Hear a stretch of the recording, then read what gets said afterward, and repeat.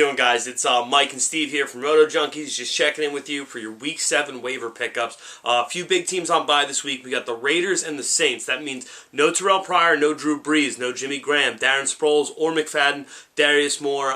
Your Marcus Colstons are out. So a lot of big guys, like I said, are down this week. You're going to need to look at guys to pick them up, to fill those spots, and maybe we can get you a couple starters going forward here.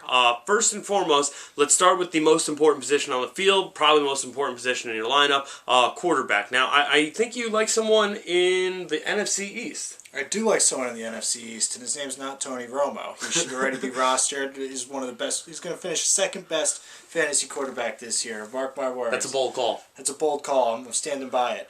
But I like Nick Foles. I want to talk about Nick Foles this week. That is one of the most high-powered offenses in the NFL today, second only to Peyton Manning and the Denver Broncos. And Nick Foles filled in admirably last week for Michael Vick. Michael Vick's going to be out again another week. And Foles has showed not only does he fit the system, but he's got a tremendous amount of chemistry with some of these guys out there on the field. I'm sure the Michael Vick owner might have picked this guy up last week. Maybe he didn't. But if he's out there, he needs to be rostered. Yeah, I mean, he's out there in a couple leagues, and I'm in a lot of guys. Jumped on our call last week at Jay Cutler. I know that paid off very well. My big thing with Nick Foles is everyone's talking in the preseason about how he's such a good fit for this offense, how he can run it perfectly. We saw it this week. LaShawn McCoy got going. He stayed in sync with Deshaun Jackson. You got to love when those two are putting up big numbers. It means you're going to have a pretty good quarterback in there. I absolutely love Nick Foles going forward. As long as he's the starter, he should be at least rostered, if not starting on your team. Another guy we wanted to talk about is also from the NFC East, on your Cowboys, filling in for another injured player. Joseph Randle, the backup running back for DeMarco Murray, drafted him this year to be the backup for DeMarco, who's constantly injured. Right. Kind of got buried on the depth chart a little bit during preseason behind guys like Lance Dunbar and Philip Tanner. But Lance Dunbar's hurt right now, most likely not playing this weekend. Definitely keep checking back on that, though. Philip Tanner never's produced. He couldn't beat Felix Jones out of a job last year. So Joseph Randle and another high-powered offense, going up against the Philadelphia Eagles, who can't really stop anybody on defense. You got to like the guy. Yeah, I mean, you saw it last week. The big talk about Tony Romo, that interception in the Colts game. Sorry to bring it up, buddy. Broncos. Okay, sorry. Yeah, I always mix that up. Anyway, the big point is that interception really killed Tony Romo. So the plan going forward, obviously, let's take the ball out of Tony Romo's hand in those last few minutes. He can get us to the doorstep. He just can't quite get us into the promised land. Keep hammering the ball away, and he won't have to. You gotta love that strategy going forward. And Randall plays right into that. A couple other running backs you like this week, if they're not rostered in your league: Zach Stacy and Andre Ellington. Who do you like better? I like Andre Ellington better. I'm usually a guy that goes with whoever's getting the most opportunity. And if that were the case, it'd be Zach Stacy this week. But I just think Ellington has way more upside than Zach Stacy. Rams' offense, with the exception of this past week, hasn't been very good. Zach Stacy was the third running back on the depth chart, only to earn a starting job by the other two being so terrible. He's hardly a step up.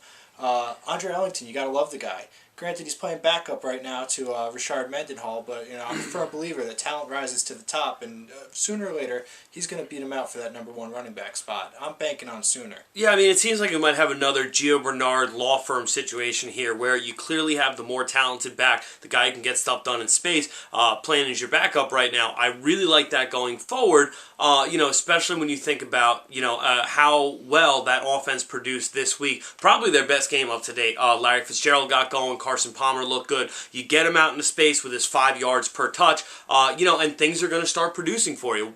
They haven't had a ground game all year. Andre Ellington can give that to them. I mean, he's like in that C.J. Spiller, Darren Sproles, Reggie Bush territory, where if he's getting that 15 to 20 touches per game, that's a guy who can put up big numbers from you. He doesn't need that 20, 25 touches a game to produce. All right, going forward, big spot, like I was saying, you got Colston down, you got Moore down. A bunch of wide receivers got hurt this week. How are you feeling about the Packers situation right now? I think Jordan Nelson's the top 10 guy going out. You got Randall Cobb out.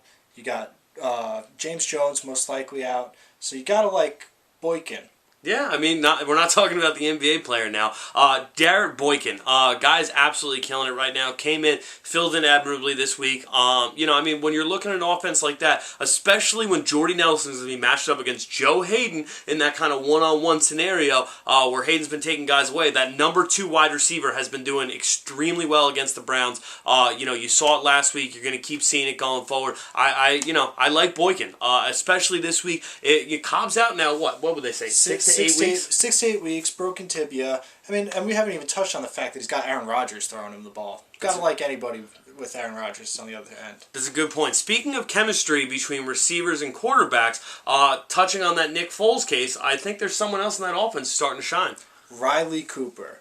Now, there's not much I like about this guy, but as far as fantasy standards go, he was a star this past week, and it's something that I think is going to continue. All preseason long, taking snaps with the backups. Nick Foles was the backup all season long, taking snaps with the backups. Nick Foles was still the backup. These two clearly have chemistry, and it was on full display this past game. Yeah, I mean, Riley Cooper, great touchdown grab. You got to figure if Deshaun Jackson starts getting taken out of the game, LaShawn McCoy is still going to get it going. You can't stop that guy. It's going to open up passing lanes. I like Riley Cooper going forward. That's not a bad call. Another guy I wanted to take a look at just real quick. He might be rostered in some of your leagues. I know some guys wouldn't have picked him up because he was on a bye last week if they didn't have the space. That's Harry Douglas. Now, this is a guy who, before Julio Jones went out, before Roddy White turned like 80 and started having problems every single week, this is a guy who is still getting targeted in scoring opportunities a good number of times. I think he was the 24th most targeted wide receiver when it came to just scoring options.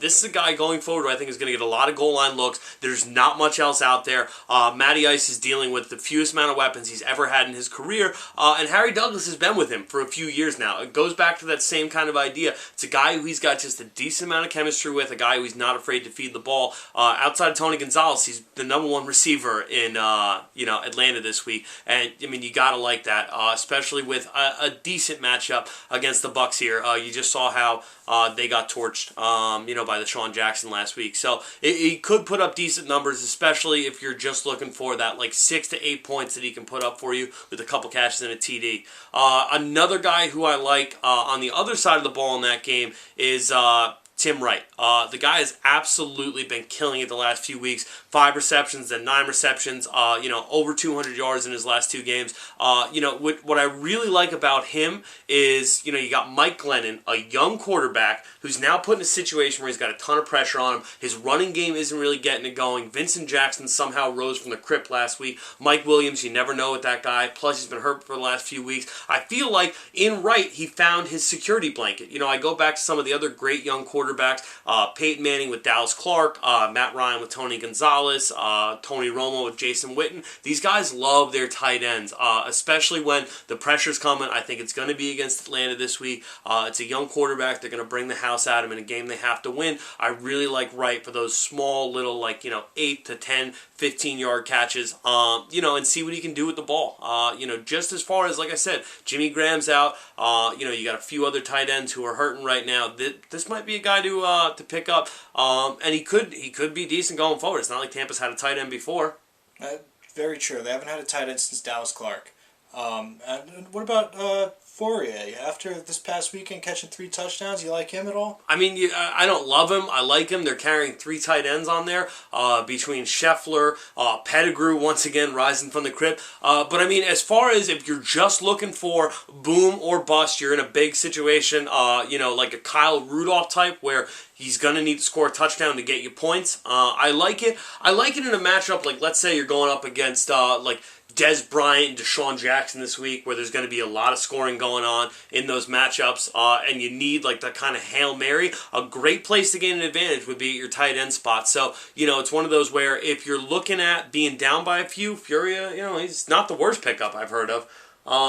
Speaking of not the worst pickup I've heard of, good call by you a couple weeks ago with that Carolina defense. Still not rostered in a lot of leagues. I've been rocking the Carolina defense for about 3 weeks now. Through their first 5 games of the season, they've only given up 68 points. What is that? That's not a lot of points. That's not a lot of points at all. They're one of the best defenses in the league right now, and the only reason that they're not putting up huge fantasy numbers is because they're not getting the turnovers. But, when you have teams down, they're not scoring, Quarterbacks get frustrated. They try to throw the ball downfield, play some catch-up, especially with Cam Newton going off the way he has been. You can only imagine that the turnover is going to go up. Not to mention that they've got a guy that you guys already know I'm a fan of returning kicks over there in Ted Ginn Jr. Yeah, I mean, he can do some serious damage in that kick and that punt return game. You got to love that front seven. Coach Lee, the defensive rookie of the year last year, absolutely terrorizes quarterbacks. I don't think it's going to be any different this week with Sam Bradford coming to town off that big win. I mean, I can't believe this hit. The Rams had a get-right game against the Texans. The cats and dogs are reigning. It's just pandemonium in the National Football League right now. But I do like Carolina to get set things straight. Cam Newton's going to go off against this team. They are going to be playing from behind, and if there's one thing I love, it's Sam Bradford on the road throwing into a vicious defense. Well, I think that's all we got for you this week. Hit us up with any questions you got on Twitter at RotoJunkies. Follow us there. Follow us on Instagram. We're constantly putting up great pictures, voting, things of that nature. Always Facebook, like us. If you got any long-form questions, we got some decent long-form posts there. Anything else you guys need, check back here on the YouTube channel. We're going to have some more great videos coming your way this week. Good luck in week 7.